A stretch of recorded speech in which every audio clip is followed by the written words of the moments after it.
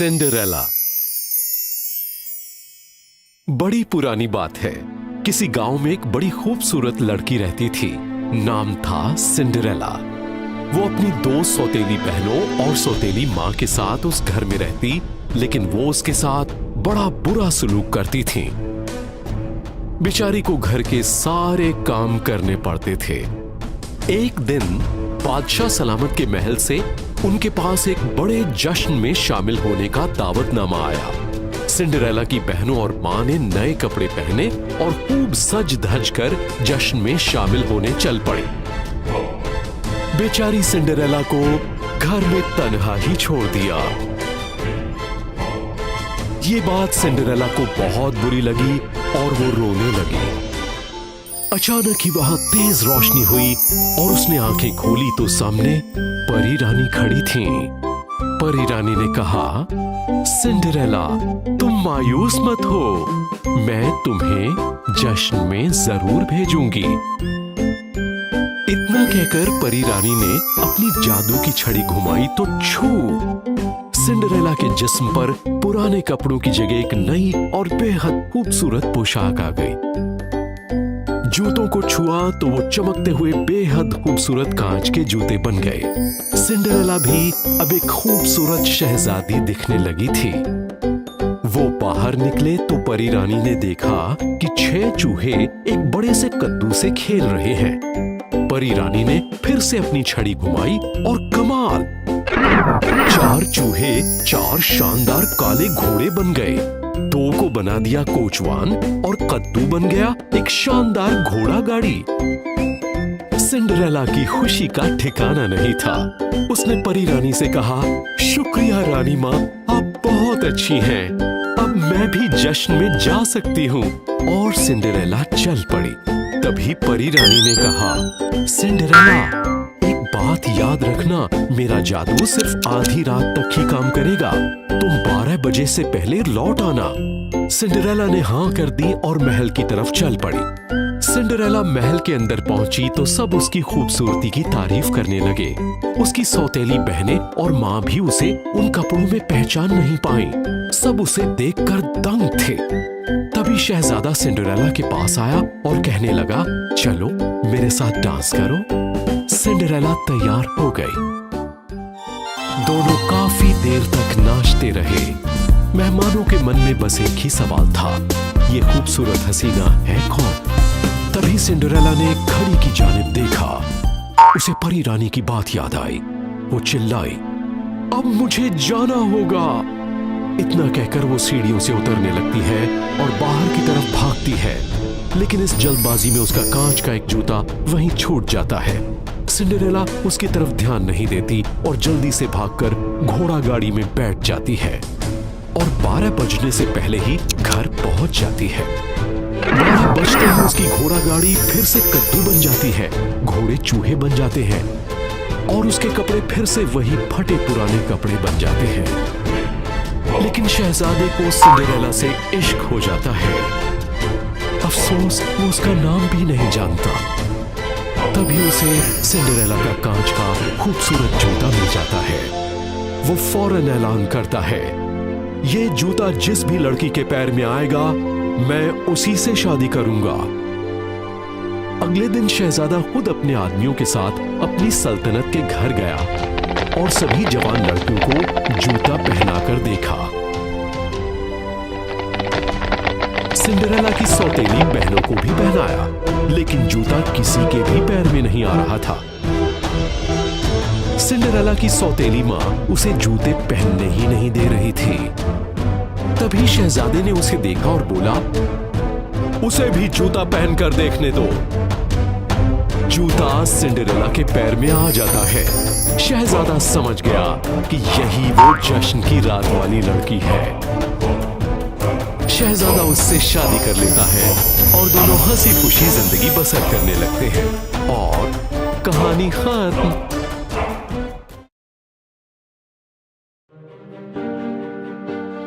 शेर की खाल में गधा। एक मर्तबा एक गधे को रास्ते में शेर की खाल मिली, जिसे शिकारियों ने सूखने के लिए छोड़ दिया था। गधा वो खाल पहनकर अकड़ता हुआ गांव की जानिब चल पड़ा। उसे देखते ही सब बरहम दरहम भागने लगे। इंसान और जानवर सभी खौफजदा थे और गधा तकब्बुर से झूम रहा था। मसरत से सराबोर होकर जैसे ही वो रींगा, सभी अफराद के सामने उसका राज फाश हो गया। तभी उसके मालिक ने आगे आकर उसकी खूब मरम्मत की, उसकी अहमकाना हरकत के लिए। थोड़े ही वक्फे के बाद एक लोमड़ी वहां आई और उससे बोली, खाल ओढ़ने से कोई शेर नहीं बन जाता। लिबास शक्लो सूरत में तो इजाफा कर सकता है, मगर अल्फाज अक्लो सीरत को जाहिर कर देते हैं। शेर और चूहा। एक बार जंगल का शहंशाह सो रहा था, तभी एक चूहा उसके ऊपर फुदकने लगा। जैसे ही उसे गुदगुदी हुई, शेर उठ गया और उसने चूहे को दबोच लिया। जैसे ही उसे निगलने वाला था, मुझे बख्श दीजिए। बेचारा चूहा बोला, बस इस बार मेरी जान बख्श दीजिए, मैं आपका एहसान कभी नहीं भूलूंगा। क्या पता हुजूर कोई रोज ऐसा भी हो कि मैं आपके किसी काम आ सकूं। ये सुनकर शेर ने बमुश्किल अपनी हंसी रोकी कि भला ये इतना सा चूहा मेरे किस काम आ सकता है। उसने उसे जाने दिया, मगर कुछ ही अरसे बाद शेर शिकारियों के जाल में फंस गया। शिकारियों का इरादा था कि वो उसे पकड़कर शहंशाह की खिदमत में पेश करेंगे। वो उसे दरख्त से बांधकर गाड़ी लेने के लिए चले गए और तभी इत्तेफाक से चूहा वहां से गुजरा। शेर को इस हकीर हालत में देखकर चूहा उसके करीब गया और अपने तेज दांतों से जाल को काटकर उसे आजाद करवाया। मैंने आपसे फरमाया था ना। वो अदना चूहा बोला, दोस्ती में कद नहीं, किरदार अहमियत रखता है। चींटी और फाख्ता। एक मर्तबा एक चींटी दरिया पर अपनी प्यास बुझाने गई। तभी एक पानी की बड़ी सी मौज आई और चींटी उसकी जर्ब में आकर गर्क होने ही वाली थी। तभी दरख्त की शाख पर बैठे एक फाख्ता की नजर चींटी पर पड़ी तो उसने एक पत्ती तोड़कर दरिया में गिरा दी। चींटी उस पत्ती पर चढ़ गई और बिल्कुल महफूज साहिल पर पहुंच गई। तभी चींटी ने देखा कि एक बहेलिया आया। वो फाख्ता का शिकार करने के लिए वहां फंदे लगा रहा था।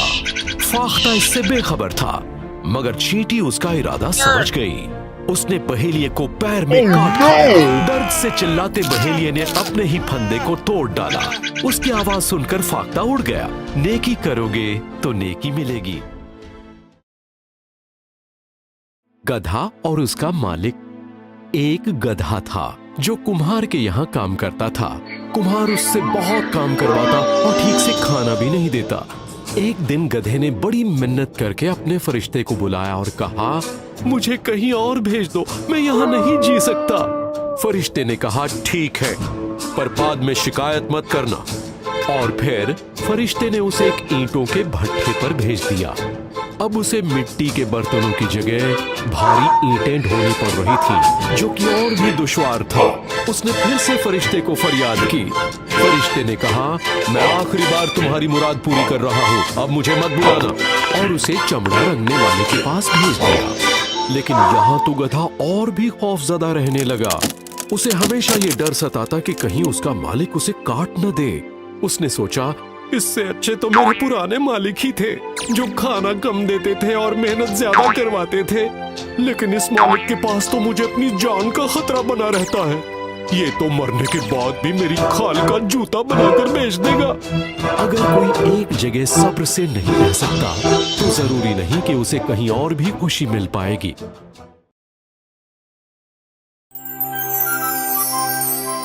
शरारती बच्चे और मेंढक। कुछ बच्चे एक तालाब के किनारे खेल रहे थे। तालाब में मेंढकों को देखकर बच्चे उनको पत्थर मारने लगे। इससे कई मेंढक बेचारे मारे गए। तभी एक मेंढक पानी से बाहर आया और बोला, ये कौन सा खेल खेल रहे हो तुम लोग, जो दूसरों की जान लेकर तुम्हें खुशी देता है? दो पल की खुशी किसी की जान भी ले सकती है।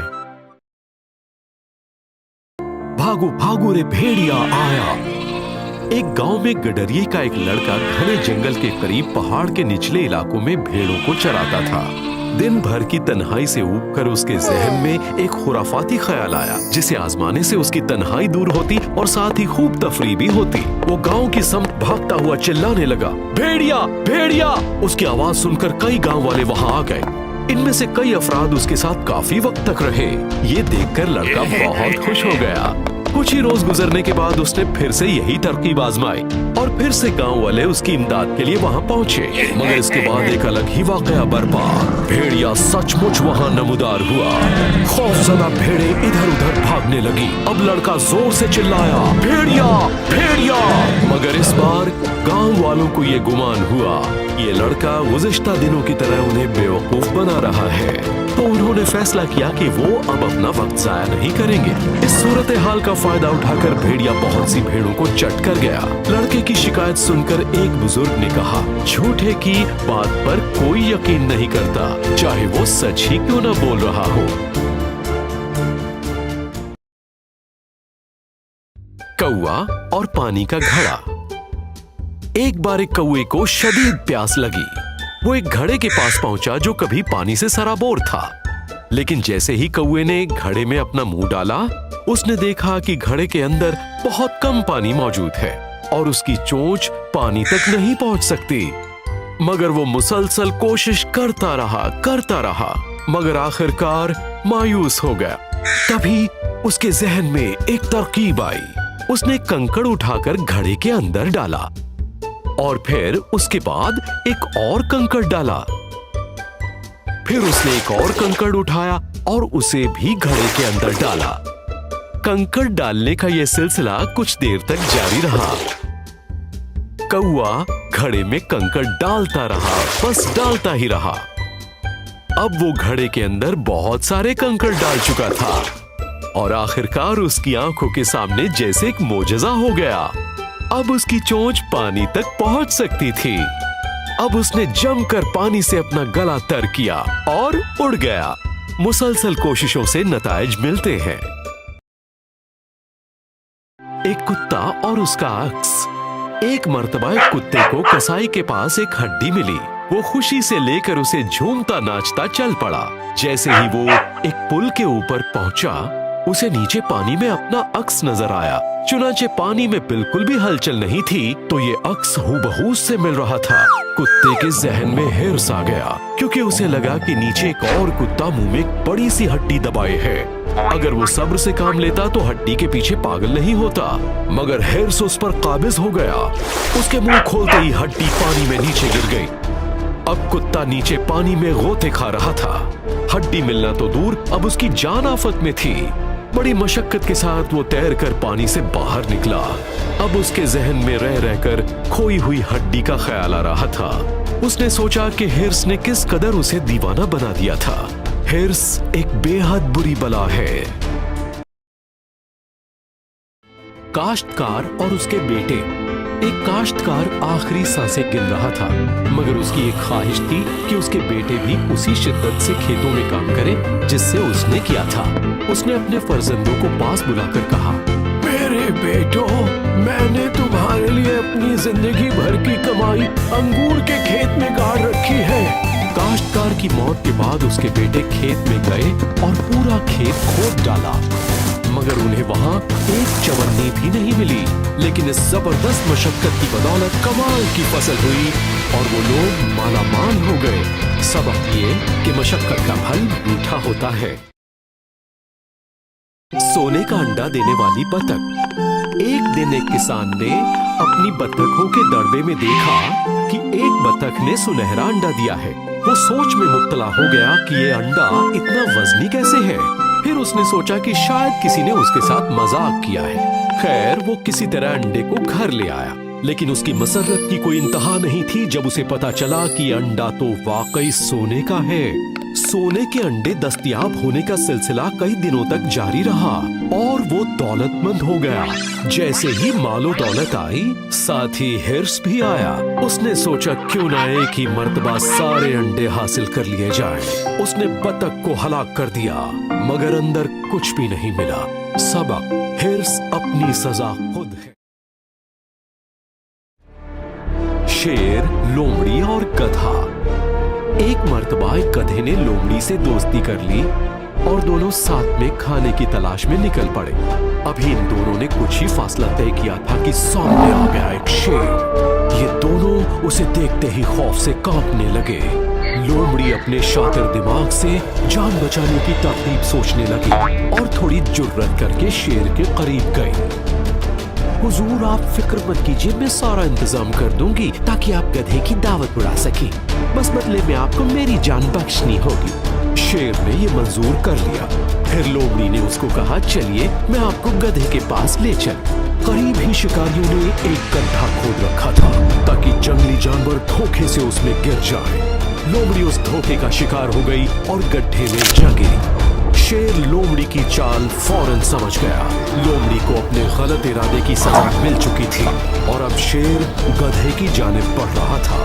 उसने गधे पर हमला किया और देखते ही देखते उसका काम तमाम कर दिया। दोस्तों से दगा खुद की तबाही का बायस बन सकता है। सूम और उसका सोना। कहीं एक बुजुर्गवार रहते थे, बड़े ही कंजूस। वो अपना सोना घर के बगीचे में एक दरख्त के नीचे छिपा देते थे, मगर हर हफ्ते बाकायदा सारी सोने की मोहरों को गिन जरूर लिया करते। मगर एक रहजन की उन पर नजर थी। वो सारा सोना लेकर वहां से रफू चक्कर हो गया। अगले दिन मुआयने के लिए बुजुर्गवार वहां आए तो उन्हें वो गड्ढा खाली मिला। वो अपने पाल नोचते जोर जोर से चिल्लाने लगे। शोर सुनकर आसपास के कई अफराद जमा हो गए। तब उन्होंने अपनी दर्द भरी दास्तान सबको सुनाई। क्या आपने कभी वो सोना इस्तेमाल भी किया? एक ने सवाल किया। कभी नहीं, वो बोले, मैं तो सिर्फ उसका मुआयना करने आता था। तो ठीक है, खाली गड्ढे का मुआयना कर लो। पड़ोसी बोला, तुम्हारे पास दौलत के इस्तेमाल का शऊर तो है नहीं। जो दौलत किसी काम ना आए वो दौलत नहीं, मिट्टी है। शहर का चूहा और गांव का चूहा। एक मर्तबा गांव में रहने वाले चूहे ने अपने शहर में रहने वाले दोस्त को दावत पर बुलाया। गांव वाले चूहे ने शहर वाले चूहे की शान में मुख्तलिफ किस्म की खाने की चीजें पेश की। ये सब नोश फरमाने के बाद शहर वाला चूहा अपने दोस्त से बोला, तुम यहाँ बिल्कुल बेकार की जिंदगी जीते हो। मेरे यहाँ तो किसी किस्म की कोई किल्लत नहीं है। मुझे ऐशो आराम की हर चीज मुहैया है और अगर तुम मेरे साथ चलो, जो कि मैं तहे दिल से चाहता हूँ, तो तुम भी मेरी पुरैश जिंदगी का लुत्फ उठा सकोगे। गांव का चूहा उसकी बातों से मुतासिर हो गया और अपने दोस्त के साथ शहर चला आया। उसकी आमद पर शहर के चूहे ने उसके सामने परोसी ब्रेड, जौ, राजमा, सूखी अंजीर, शहद और किशमिश और आखिर में पेश किया उनका सबसे पसंदीदा चीज। ये देखकर गांव के चूहे के मुंह से राल टपकने लगी। वो खुशी से किलकारियां भरने लगा। वो खाने से लुत्फानंदोज होते हुए अपनी बदहाली के बारे में सोच रहा था, लेकिन जैसे ही खाने का लुत्फ आना शुरू हुआ, किसी ने दरवाजा खोल दिया और एक इंसान को आया देखकर दोनों बिल की तरफ भागे। ये बिल इतना ज्यादा तंग था कि गांव के चूहे का दम घुटने लगा। वो जैसे तैसे हिम्मत करके खाने की तरफ वापस मुड़े कि एक दूसरा शख्स कमरे में दाखिल हो गया और उसे आया देखकर चूहे फिर से डरकर बिल की तरफ भाग गए। गांव के चूहे का खौफ के मारे बुरा हाल था। गांव के चूहे को लगा कि वो तो भूख से मर ही जाएगा। वो बोला, तुम्हारा बहुत बहुत शुक्रिया इस शानदार दावत के लिए, मगर मेरे दोस्त ये दावत तुम्ही को मुबारक हो। मुझे इसमें मजा कम और सजा ज्यादा दिखती है। मैं यूं ही खुश हूँ। मैं कम से कम अपने गांव में बेखौफ तो हूँ, मर्जी से घूमता हूँ। मुझे किसी बात का कोई खतरा नहीं होता क्योंकि मैं महफूज हूँ। खतरों से घिरी अमीरी से महफूज गरीबी बेहतर है।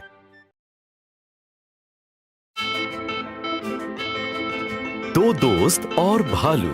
दो दोस्त सैर सपाटे के लिए जंगल में जा रहे थे। तभी यहलक उनके सामने भालू आ गया। उनमें से एक, जो भालू के बिल्कुल सामने था, वो फौरन एक दरख्त की शाख के ऊपर चढ़ गया और उसने सब्जे में खुद को पोशीदा कर लिया। दूसरे के जहन में कोई भी तरकीब न आई तो वो जमीन पर औंधा लेट गया। अब उसका चेहरा गर्दालूद था।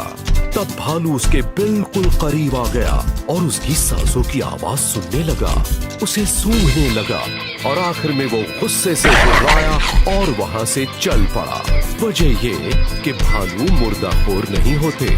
भालू के जाते ही पहला दोस्त दरख्त से नीचे उतरा और हंसते हुए बोला, क्यों भाई, भालू मियाँ ने तुम्हारे कान में क्या फरमाया? वो बोला कि भालू ने मुझे एक बेशकीमती नसीहत दी कि मुसीबत में छोड़कर जाने वाले दोस्त का यकीन मत करो। गोल्डीलॉक्स और तीन भालू। किसी गांव में एक बड़ी ही प्यारी सी छोटी सी लड़की रहती थी। उसके बाल सुनहरे थे, इसलिए उसका नाम पड़ गया गोल्डीलॉक्स। एक दिन गोल्डी खेलते खेलते जंगल में चली गई। उसे एक घर नजर आया। उसने दरवाजा खटखटाया पर किसी ने नहीं खोला। उसने खुद ही दरवाजा खोल लिया और अंदर गई। घर में कोई नहीं था। सामने मेज पर 3 कटोरों में दलिया रखा था। गोल्डी को भूख लगी थी। उसने सोचा क्यों ना यही खा लूं। उसने सबसे बड़े कटोरे से थोड़ा सा दलिया खाया और बोली, नहीं, ये तो बहुत गर्म है। फिर उसने दूसरे कटोरे से खाया और बोली, ये तो बहुत ठंडा है। अब बारी थी छोटे कटोरे की। उसमें से खाया तो बोली, हाँ, ये ठीक है। और फिर उसने देखते ही देखते पूरा कटोरा खाली कर दिया। गोल्डीलॉक्स बहुत थकी हुई थी। वो सबसे बड़ी कुर्सी पर बैठ गई और बोली, ये कुर्सी तो बहुत बड़ी है। फिर वो उससे छोटी वाली कुर्सी पर बैठी और बोली, ये कुर्सी भी बहुत बड़ी है। फिर वो सबसे छोटी कुर्सी पर बैठी और बोली, ये कुर्सी बिल्कुल ठीक है। मगर जैसे ही वो कुर्सी पर बैठी, कुर्सी टूट गई। अब तो गोल्डीलॉक्स बहुत ज्यादा थक गई थी। फिर वो सीढ़ियों से ऊपर गई। वहां 3 पलंग बिछे थे। वो सबसे बड़े पलंग पर लेट गई और बोली, ये बिस्तर तो बहुत सख्त है। फिर गोल्डीलॉक्स दूसरे पलंग पर लेटी।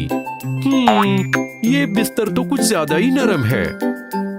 फिर वो लेटी सबसे छोटे पलंग पर और बोली, हाँ, ये है सबसे सही पलंग। और फिर उसको नींद आ गई। तभी वहां 3 भालू आए। पापा भालू बोले, लगता है किसी ने मेरा दलिया खाया है। मम्मी भालू भी बोली, किसी ने मेरा दलिया भी खाया है। छोटू भालू तो रोने ही लगा, कहने लगा, किसी ने मेरा पूरा कटोरा ही साफ कर दिया है। फिर उन्होंने कुर्सियों को देखा। पापा भालू बोले, कोई मेरी कुर्सी पर बैठा था। फिर मम्मी बोली, मेरी भी कुर्सी पर कोई बैठा था। छोटू भालू फिर से रोने लगा, मेरी कुर्सी पर जो भी बैठा था उसने कुर्सी तोड़ दी है। पलंग को देखकर पापा भालू बोले, कोई मेरे पलंग पर सोया था। मम्मी बोली, हाँ, कोई मेरे पलंग पर भी सोया था। और फिर छोटू चिल्लाया, देखो, मेरे पलंग पर कोई सो रहा है, अभी तक सो रहा है, इसको उठाओ। तेज आवाज सुनकर गोल्डी की नींद खुल गई। जब उसने भालुओं को देखा तो वो डर गई और बड़ी तेजी से बाहर भागी और फिर कभी लौटकर जंगल में नहीं गई। और फिर कहानी खत्म।